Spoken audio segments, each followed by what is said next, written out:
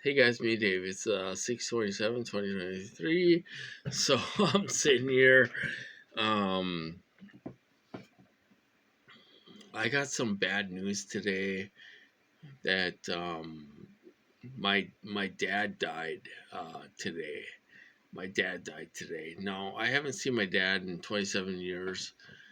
Um, the guy just didn't really give a shit about his kids and all stuff, So how do I feel about that? Well, there's a bunch of mixed emotions, maybe manipulated emotions about that.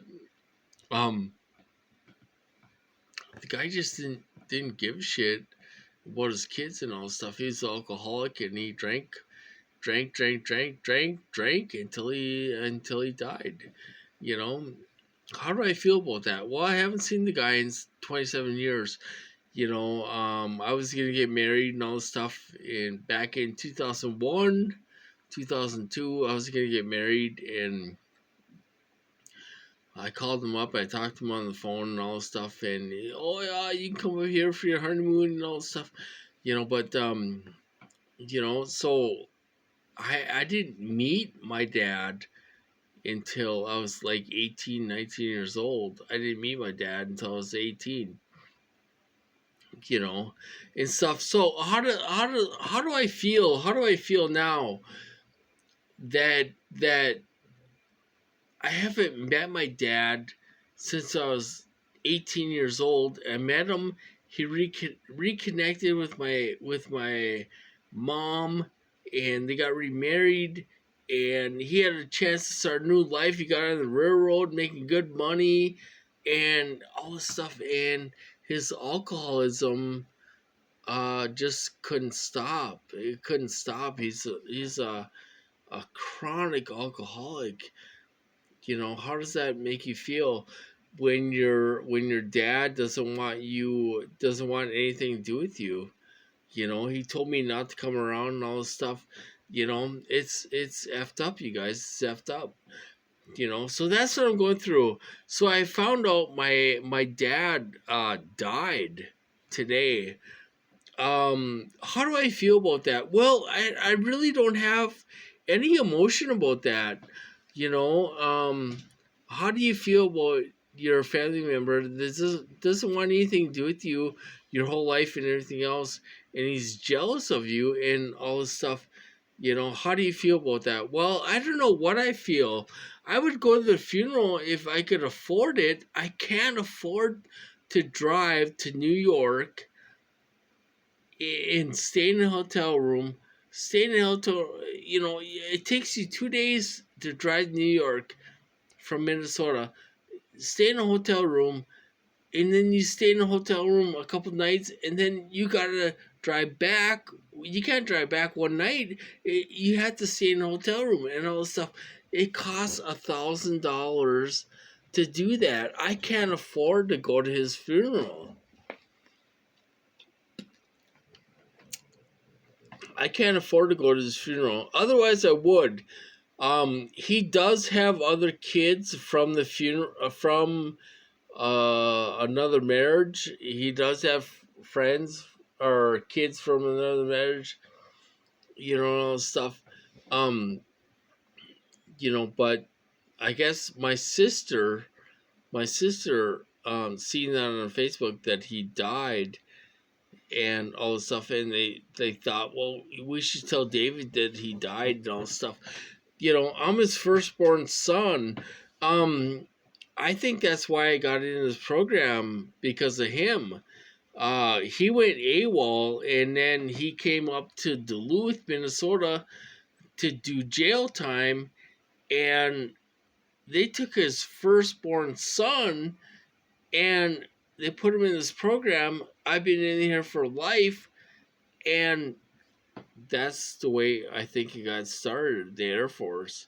He was in the Air Force, and he had to do jail time because he went AWOL and all this stuff, and he had to serve some extra time and all this stuff. Um, it's just a big long story, but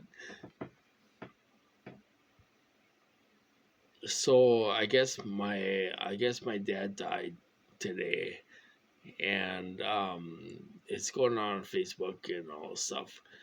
You know, what do I say? The guy didn't give a shit about me. He didn't give a shit about me. I mean, he never paid child support in the 18 years I was alive and all this shit.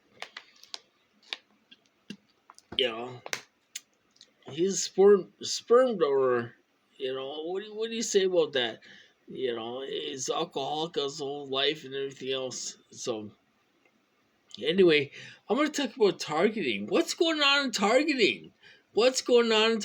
Well, they be hitting my heart all day. They're hitting my heart all day for like 12 hours. And they're hitting my heart. They give me cramps. Make me feel like I have to go to the bathroom and all that stuff. They give me cramps and all that stuff, and that's what's going on with targeting. They don't lay off you. They don't care. They don't care about anything. These people don't care about nothing. They have no empathy, no sympathy, no nothing. They don't care about you. There's no mercy on your soul. They don't care about you. They don't care. And that's the truth of targeting. They don't care about you. They don't care about us. We gotta get these programs to stop. How do we do it? How do we do it? How do we do it? Do we have 500,000? Do we have 500,000 people rallying against us? Then it'll stop. How do we do this? How do we stop this? You write to the president, they don't write back. You write to the congressman, they don't write back. We're telling these people what's going on, and they know what's going on, and they're afraid of the CIA. They're afraid of the CIA. That's a problem. They're afraid of the CIA. But I'm not blaming the CIA for this. I'm blaming these contractors. These contractors are torturing us. And they're not afraid of anybody. They're stupid. They're not afraid of anybody. Nobody's going to stop us. Nobody's going to stop us. Oh, my God. These contractors are stupid. So, anyway, that's what's going on with me, you guys. I suppose I'll cut this off. And that's what I found out today. How do I feel about that? There's mixed emotions about that. About my dad dying and all this stuff. And, I haven't seen him in 27 years, but when he was here, he was an asshole. He was an asshole, drunk, and, I don't know how I feel about that. But I'm going to cut this off. I'll talk to you guys later.